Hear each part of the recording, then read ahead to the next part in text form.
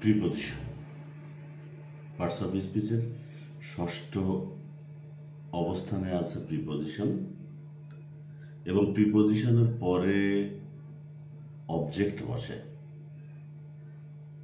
প্রিপজিশনের পরে যে অবজেক্ট বসে সেই অবজেক্টকে আমরা নাউন, প্রোনাউন, নাউন ফ্রেজ দিয়ে গঠিত দেখি।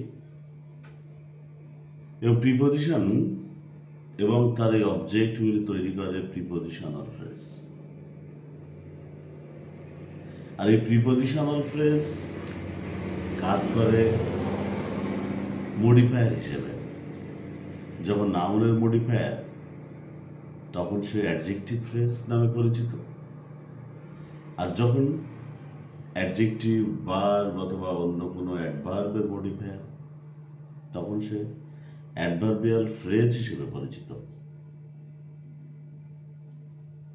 আজ আমাদের আলোচনার বিষয়বস্তু এই প্রিপজিশনাল ফ্রেজ।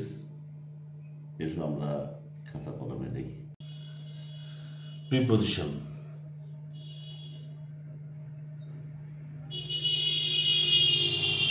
প্রিপজিশন আমরা জানি প্রি মানে পূর্বে,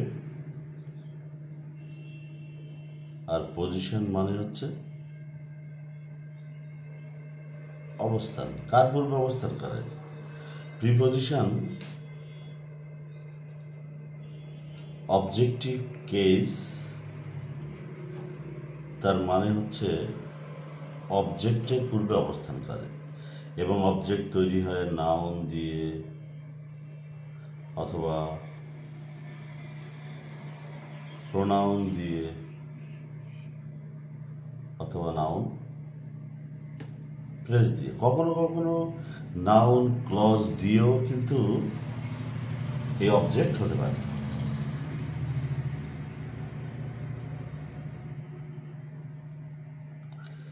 এখন এই প্রিপজিশন যেখানে থাকবে সেখানে তার অবজেক্টিভ কেস বা অবজেক্ট থাকবে। আর এই প্রিপজিশন এবং তার অবজেক্ট এইটা মিলে তৈরি হবে প্রিপজিশনাল ফ্রেজ। আর এই প্রিপজিশনাল ফ্রেজ মানেই হচ্ছে একটা মডিফায়ার। আমরা জানি মডিফায়ার হচ্ছে অ্যাডজেক্টিভ আর অ্যাডভার্ব, এই দুজন পার্ট অফ স্পিচের ভিতরে মডিফায়ার হিসেবে কাজ করে। তো কখন আমি এখানে অ্যাডজেক্টিভ ফ্রেজ বলবো?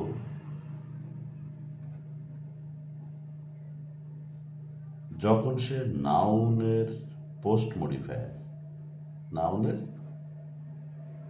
পোস্ট মডিফায়ার, এটা এক নম্বর। যেমন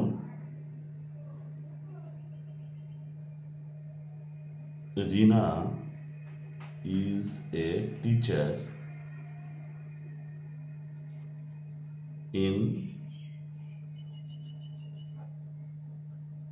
ইংলিশ। এই বাক্যে ইন হচ্ছে প্রিপজিশন, ইংলিশ হচ্ছে তার অবজেক্ট। এই প্রিপজিশন এবং তার অবজেক্ট মিলে তৈরি হচ্ছে একটা প্রিপজিশনাল ফ্রেজ।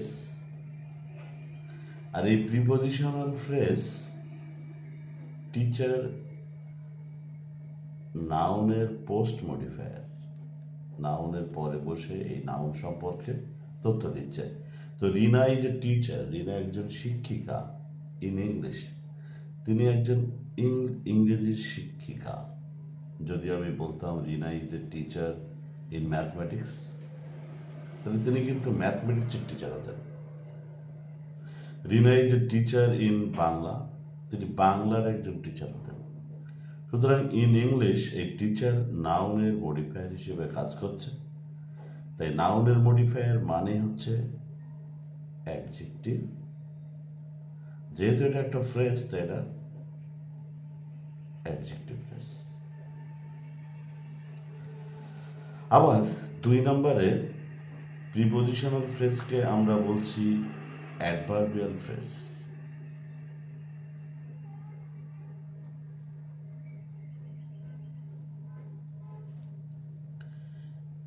বাদ বাকি সব। বাকি সব বলতে এই নাউনের পোস্ট মডিফায়ার যদি না হয় অন্যান্য ক্ষেত্রে সবই হবে অ্যাডভার্বিয়াল ফ্রেজ। যেমন আমি বললাম যে আই অ্যাম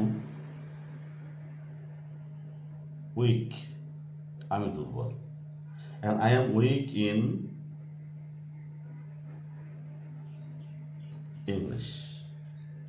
এখানেও প্রিপোজিশনাল ফ্রেজ ইন ইংলিশ। এ কাকে মডিফাই করছে? উইক অ্যাডজেক্টিভকে বিশেষিত করছে, অ্যাডজেক্টিভের পোস্ট মডিফায়ার। তাই এই প্রিপোজিশনাল ফ্রেজকে আমরা বলছি অ্যাডভার্বিয়াল ফ্রেজ। অ্যাডভার্ব বাক্যের কোথায় বসে? অ্যাডভার্ব বাক্যের যে কোনো জায়গায় বসে।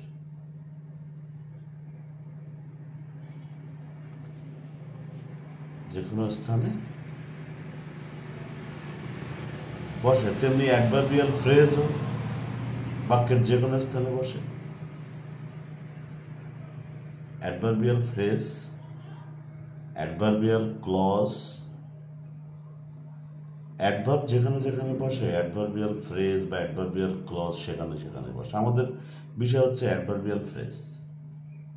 যদি আমি এই বাক্যের ইন ইংলিশকে লিখি যে in English I am weak, এখানে প্রিপোজিশনাল ফ্রেজটা বাক্যের শুরুতে বসছে। এইটাও কিন্তু অ্যাডভার্বিয়াল ফ্রেজ। বাক্যের শুরুতে যদি আমরা দেখি যে এরকম প্রিপোজিশনাল ফ্রেজ বসে আছে তাহলে সেটা adverbial phrase.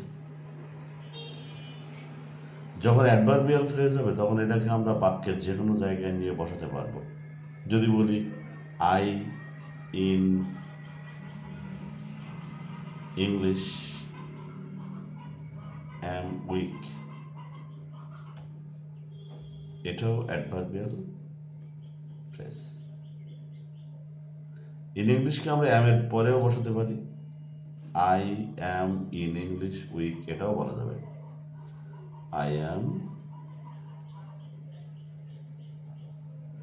In English weak, এটাও অ্যাডভার্বিয়াল ফ্রেজ।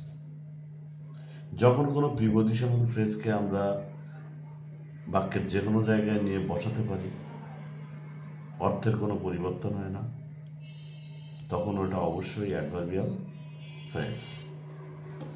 আর যদি কোনো প্রিপোজিশনাল ফ্রেজ কোনো নাউনের পরে বসে ওই নাউন সম্পর্কে তথ্য দেয় তখন সেটাকে আমরা বলছি অ্যাডজেক্টিভ ফ্রেজ। এই হচ্ছে প্রিপোজিশনাল ফ্রেজ সম্পর্কে আমাদের যাবতীয় বক্তব্য। প্রিপোজিশন থাকলে তারপরে অবশ্যই অবজেক্ট থাকবে। যেমন বাই আই হবে না, বাই মাই হবে না, হবে কি বাই মি। মি কিন্তু অবজেক্টিভ নয়। আর যেখানেই প্রিপোজিশন সেখানেই প্রিপোজিশনাল ফ্রেজ। আজ এ পর্যন্ত। আগামীতে অন্য কোনো বিষয় নিয়ে আবার আসবো। Thank you everybody.